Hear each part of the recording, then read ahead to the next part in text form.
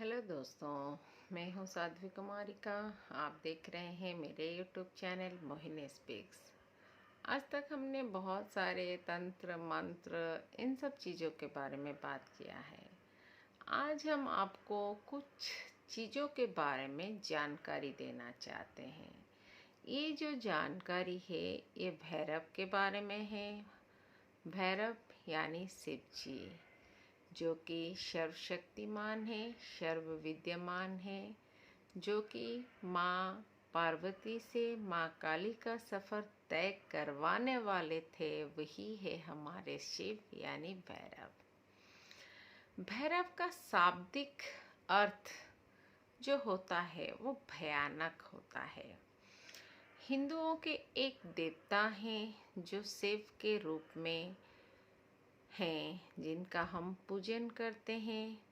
Basically ये भारत और नेपाल में होती है। हिंदू और जैन दोनों भैरव की पूजा करते हैं। भैरवों की संख्या 64 है। ये 64 भैरव भी 8 भागों में विभक्त है। भैरव कोलतार से भी गहरा काला रंग, विशाल प्रलंब, स्थूल शरीर, अंगार काय त्रिनेत्र, काले डरावने चौगे नुमा वस्त्र, रुद्राक्ष की कंठमाला, हाथों में लोहे का भयानक दंड और काले कुत्ते की सवारी। यह है महाभैरव, अर्थात मृत्यु भय के भारतीय देवता का बाहरी स्वरूप। अब आप समझ गए होंगे कि जो हम भैरव की बात करने जा रहे हैं वो कोई ऐसे वैसे बात तो है नहीं। मुझे लगा कि इसके बारे में आपको थोड़ी बहुत जानकारी होना चाहिए, ताकि मेरे दोस्त जो भैरव को लेके उनके मन में कुछ आशंकाएं, कुछ अलग ही धारणा बनी हुई है, उसको हम क्लियर करने के लिए आज ये वीडियो बना रहे हैं। भैरव के ऊपर को उपासना की दृष्टि से भैरव तमस देवता है। वो सात्विक नहीं है, वो तामसिक है। उनको बलि दी जाती है, और जहाँ कहीं यह प्रथा समाप्त हो गई है वहाँ भी एक साथ बड़ी संख्या में नारियल फोड़कर इस कृत्य को एक प्रतीक के रूप में संपन्न किया जाता है।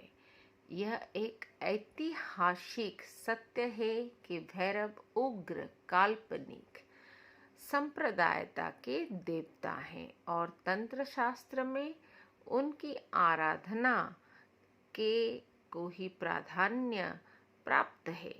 तंत्र साधक का मुख्य लक्ष्य भैरव भाव से अपने को आत्मसात करता होता है। हिंदुस्तानी शास्त्रीय संगीत में एक राग का नाम इन्हीं के नाम पर भैरव रखा गया है। काल भैरव की पूजा प्राय पूरे देश में ही होती है, और अलग अलग अंचलों में अलग अलग नामों से उन्हीं के एक रूप और खंडोबा की पूजा अर्चना वहाँ ग्राम ग्राम में की जाती है। दक्षिण भारत में भैरव का नाम शास्ता है। वैसे हर जगह एक भयदायी और उग्र देवता के रूप में ही उनको मान्यता मिली हुई है, और उनकी अनेक प्रकार की मनोतियाँ भी स्थान स्थान पर प्रचलित है। भूत, प्रेत, पिशाच, पूतना, कटोरा और रेवती आदि की गणना भगवान शिव की अन्यतम गणों में की जाती है। दूसरी शब्द में कहें तो विविध रागों का और आपत्तियों विपत्तियों के यह अधिदेवता है। शिव प्रलय के देवता भी है, अतः विपत्ति, रोग एवं मृत्यु के समस्त दूत और देवता उनके अपने सैनिक हैं। इन सब गणों के अधिपति या सेना नायक है महाभैरव। सिद्धि भाषा में कहें तो भय वो सेनापति है जो बीमारी, विपत्ति और विनाश के पार्श्व में उनके संचालक के रूप में सर्वत्र ही उपस्थित दिखाई देती है। प्राचीन ग्रंथों में भैरव शिव पुराण के अनुसार कार्तिक माह के कृष्ण पक्ष की अष्टमी को मध्याह्न में भगवान शंकर के अंश से भैरव की उत्पत्ति हुई थी। अतः इस तिथि को काल भैरवाष्टमी के नाम से भी जाना जाता है। पौराणिक आख्यानों के अनुसार अंधकासुर नामक दैत्य अपने कृत्यों से अनीति व अत्याचार की सीमाएं पार कर रहा था। यहाँ तक कि एक बार घमंड में चूर होकर वह भगवान शिव तक के ऊपर आक्रमण करने का दुस्साहस कर बैठा। तब उसके संहार के लिए ही रुधिर से भैरव की शिव की रुधिर से मतलब शिव की रक्त से ही भैरव की उत्पत्ति हुई। कुछ पुराणों के अनुसार शिव के अपमान स्वरूप भैरव की उत्पत्ति सृष्टि हुई थी। यह सृष्टि के प्रारंभ काल की बात है। सृष्टिकर्ता ब्रह्मा ने भगवान शंकर की वेशभूषा और उनके गणों की रूप सज्जा देखकर शिव को तिरस्कार युक्त वचन कहे। अपने इस अपमान पर स्वयं शिव ने तो कोई ध्यान नहीं दिया, किंतु उनके शरीर से उसी समय क्रोध से कंपकपाए हुए विशाल दंडधारी प्रचंड काया एक प्रकट हुई और वो ब्रह्मा का संहार करने के लिए आगे बढ़ाई। सृष्टा तो यह देखकर भय से चीख पड़े। शंकर द्वारा मध्यस्थता करने पर ही वो काया शांत हो सकी। रुद्र के शरीर से उत्पन्न उसी काया को महाभैरव का नाम मिला। बाद में शिव ने उसे अपनी पूरी काशी का नगरपाल नियुक्त कर दिया। ऐसा कहा गया है कि भगवान शंकर ने इसी अष्टमी को ब्रह्मा के अहंकार को नष्ट किया था, इसलिए यह दिन भैरव अष्टमी के नाम से जाना जाता है और इसका व्रत भी मनाया जाता है। भैरव अष्टमी काल का स्मरण कराती है, इसीलिए मृत्यु के भय के निवारण हेतु बहुत से लोग काल भैरव की उपासना भी करते हैं। ऐसा भी कहा जाता है ब्रह्मा जी के 5 मुख हुआ करते थे तथा ब्रह्मा जी के 5वें वेद की भी रचना करने जा रहे थे। सभी देवों के कहने पर महाकाल भगवान शिव ने जब ब्रह्मा जी से वार्तालाप की, परंतु ना समझने पर महाकाल से उग्र प्रचंड रूप भैरव प्रकट हुए और उन्होंने नाखून के प्रहार से ब्रह्मा जी का 5वां मुख काट दिया। इस पर भैरव के ब्रह्म हत्या का पाप भी लग गया। भैरव उपासना की शाखाएं कालांतर में भैरव उपासना की 2 शाखाएं बटुक भैरव तथा काल भैरव के रूप में प्रसिद्ध हुई। जहां बटुक भैरव अपने भक्तों को अभय देने वाले सौम्य स्वरूप से विख्यात हैं, वही काल भैरव आपराधिक प्रवृत्तियों पर नियंत्रण करने वाले प्रचंड दंडनायक के रूप में प्रसिद्ध हुए। पुराणों में भैरव का उल्लेख तंत्र शास्त्र में अष्ट भैरव का उल्लेख है। अतिसंग भैरव, रुद्र भैरव, चंद्र भैरव, क्रोध भैरव, उन्मत्त भैरव, कपाली भैरव, भीषण भैरव तथा संहार भैरव। कालिका पुराण में भैरव के नंदी, भृंगी, महाकाल, बेताल की तरह भैरव की शिवजी का एक गण बताया गया है, जिसका वाहन क्या है? कुत्ता। ब्रह्म कैवर्त पुराण में भी महाभैरव, संहार भैरव, अतिसंग भैरव, अशितांग भैरव, रुद्र भैरव, काल भैरव, क्रोध भैरव, ताम्रचूड़ भैरव तथा चंद्रचूड़ भैरव नामक 8 पूज्य भैरवों का निर्देश है। इनकी पूजा करके मध्य में नवशक्तियां की पूजा करने का विधान भी बनाया गया है। शिव महापुराण में भैरव को परमात्मा शंकर का ही पूर्ण रूप बताते हुए लिखा गया है, भैरवः पूर्णरूपे हि शङ्करस्य परात्मनः मूढ़ास्तैवे न जानन्ति मोहिताः शिवमायया। भैरव साधना व ध्यान, ध्यान के बिना साधक मूक सदृश है। भैरव साधना के माध्यम की ध्यान की अपनी विशिष्ट महत्ता है। किसी भी देवता के ध्यान में केवल निर्विकल्प भाव की उपासना को ही ध्यान नहीं कहा जा सकता। ध्यान का अर्थ है उस देवी देवता का संपूर्ण आकार एक क्षण में मानस पटल पर प्रतिबिंबित होता। श्री बटुक भैरव जी के ध्यान हेतु इनके सात्विक, राजस व तामस रूपों का वर्णन अनेक शास्त्रों में मिलता है।